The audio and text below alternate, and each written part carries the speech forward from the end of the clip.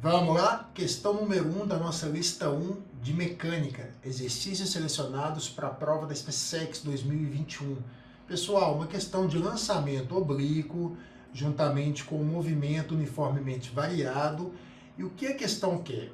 Bom, vai ser feito o lançamento oblíquo de um projétil enquanto uma plataforma se move com aceleração.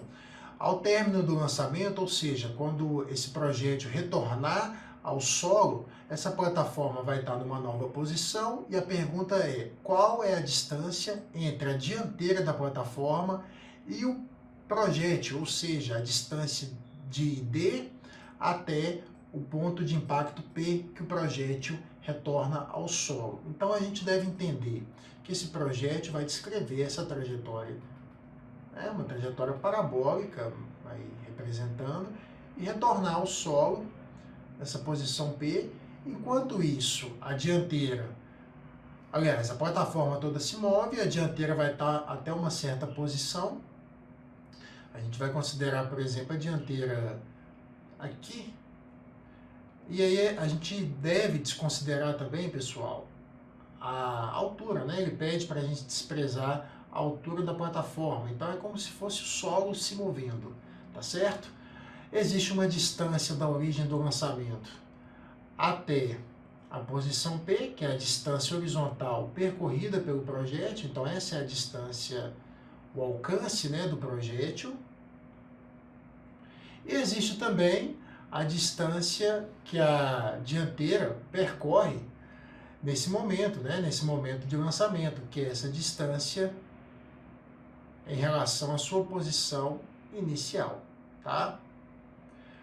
É válido colocar que a dianteira começa aí a 5 metros à frente da origem do lançamento, que é a origem de lançamento do projétil. Essa seria então a posição inicial da dianteira, tá bom? Esse marco aqui. Mas isso a gente vai resolver só no finalzinho do exercício. Eu já deixei aqui as equações básicas explícitas, porque todo mundo tem que saber que quando a gente tem um lançamento oblíquo, essa velocidade de lançamento pode ser e deve ser decomposta em suas componentes horizontais e verticais, tá?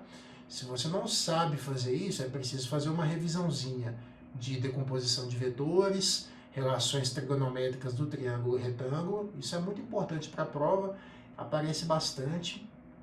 Então aqui a gente tem a velocidade em x, na direção x, a velocidade em y inicial, porque afinal de contas a gente sabe que no movimento vertical existe a presença ali de uma aceleração gravitacional constante e para baixo o tempo todo. Isso quer dizer que a velocidade em y diminui durante a subida, mas a partir do ponto mais alto, a velocidade y vai ser agora uma velocidade que vai aumentar, só que no sentido contrário. No ponto mais alto é importante lembrar que a velocidade em y é igual a zero, afinal de contas, ele, a partir daqui começará a sua descida, mas ainda continua a valer, continua a existir Vx, que nunca deixa de existir em lançamentos, tá? Vx é sempre constante. E aqui estão as funções para Vx e para Vy inicial, a gente já pode determinar esses valores. Então, Vx vai ser igual a V0, que é a velocidade de lançamento, que é 50, né? 50 vezes o cosseno do ângulo de lançamento, que é 0,8. Então, temos aqui uma velocidade de lançamento de 40 metros por segundo na horizontal. Enquanto que Vy vai ser 50 vezes 0,6, que é a velocidade de lançamento projetada aí na vertical, que vai dar 30 metros por segundo.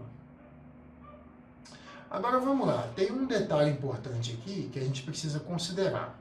A gente sabe que esse lançamento aconteceu em uma plataforma que já estava em movimento a 20 metros por segundo, ou seja, o projétil só de estar na plataforma já se movia na horizontal com uma velocidade de 20 metros por segundo.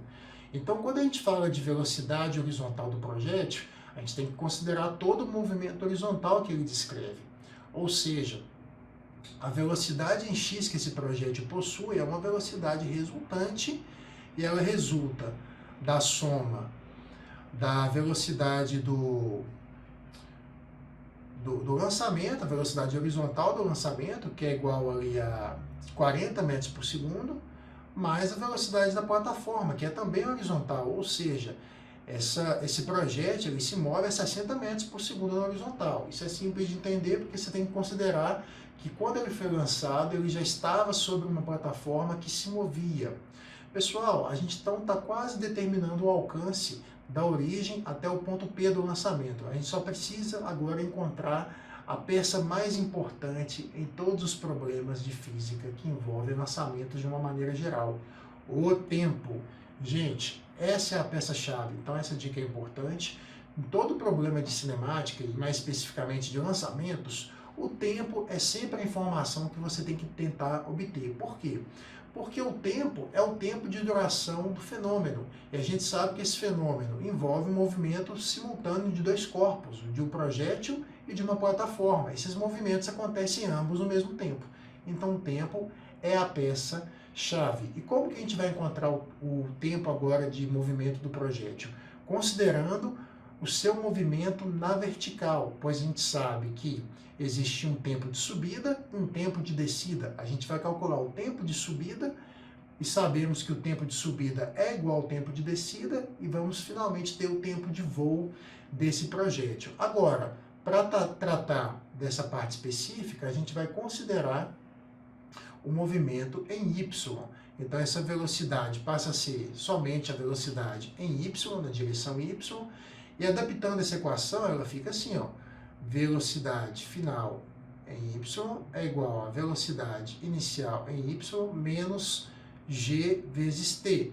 Porque a gente sabe que nos lançamentos verticais para cima, a aceleração é a aceleração da gravidade, ela é contrária à origem do lançamento, né? O nosso lançamento aqui ele tem um referencial que cresce positivamente para cima, e enquanto a aceleração da gravidade é um vetor direcionado para baixo. Por isso aqui o sinal negativo. Não errem isso, por favor. Tenham atenção com esse detalhe. Eu já vi muito aluno errar por causa de sinal, trocar sinal, sabe a equação, decorou a fórmula, entende o problema, mas erra o sinal. Então atenção nesse detalhe, tá? Vamos lá? A gente sabe que no ponto mais alto a velocidade em y é igual a zero, então vai ficar zero é igual a 30 menos 10 vezes t.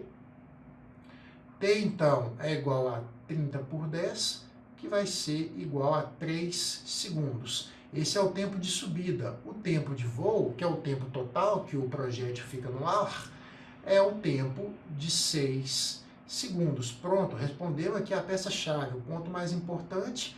E agora a gente vem para o alcance, que é a distância horizontal percorrida pelo projétil, e multiplica a sua velocidade horizontal resultante vezes o tempo que ele fica no ar, e vamos encontrar 360 metros, que é justamente essa distância da origem até o ponto P que o projétil chega. Agora vamos trabalhar na plataforma. A gente vai utilizar a equação da posição do movimento uniformemente variado, e a gente sabe que a gente está se referindo aqui ao ponto D, né? O ponto D ele já começa 5 metros à frente da origem. Então essa é a posição inicial de D em relação à origem. 5 metros à frente aqui na horizontal.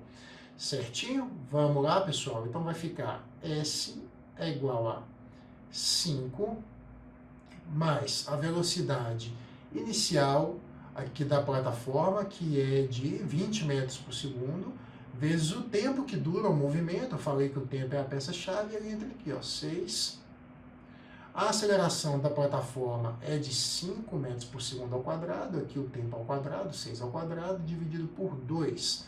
Bom, então a posição final vai ser igual a essa parte aqui dá 5 mais 120, que dá 125, e aqui a parte da fração com expoente, 6 ao quadrado 36, por 2, 18, 5 vezes 18 dá 90. Finalmente, a posição então de D final vai ser igual a 215 metros a partir da origem. Ou seja, na verdade, a dianteira da plataforma, o ponto D, se afastou 215 metros em relação à origem. Olha só, isso é interessante notar, porque ele já começava 5 metros à frente da origem. Então esse trecho que a gente destacou aqui de vermelho, ele vale 210 metros. O que a questão quer? A questão quer justamente o valor da distância do ponto D até o ponto P, que é a pergunta que a gente deve responder. Está aqui, ó, a distância do ponto D até o ponto P, a distância entre a dianteira e o ponto de impacto, e é simplesmente a diferença, né? Na verdade, a gente tem a distância maior aqui, que é de 360 metros, e a gente tem que esse intervalo é de 360 menos 215, né? 210 é a parte em vermelho, 5 é a parte já definida no começo do exercício. Então, a distância do ponto D até o ponto P vai ser de 360 menos 215, com muita tranquilidade, isso dá 145 metros. Gabarito, letra D. Comentários rápidos aqui, é uma questão muito interessante, tá, pessoal? Porque você pode abordar ela de várias formas diferentes. Eu optei por tratar da decomposição de vetores em x e y, para mostrar para vocês que vocês têm que saber fazer isso. A gente precisa equacionar o movimento horizontal e o movimento vertical de maneiras independentes. Lembrando que o tempo é a peça-chave para problemas de lançamento de maneira em geral. Uma série de exercícios que tem muito a ver com a prova da SpaceX mostram que a gente sempre tem que estar aí focado em tentar obter o valor do tempo do fenômeno. E, além disso, combinar com o movimento de um outro corpo, né, que é o movimento aqui de um corpo que está acelerado através das equações do movimento uniformemente variado. É uma questão de revisão, uma questão muito interessante, vocês precisam saber tratar dessa parte da cinemática. E se você não entrou no grupo de exercícios selecionados ainda, é só clicar no link aqui da descrição e participar lá do grupo, onde semanalmente eu seleciono exercícios que tem tudo a ver com a prova da SpaceX. Espero vocês no próximo vídeo. Um grande abraço.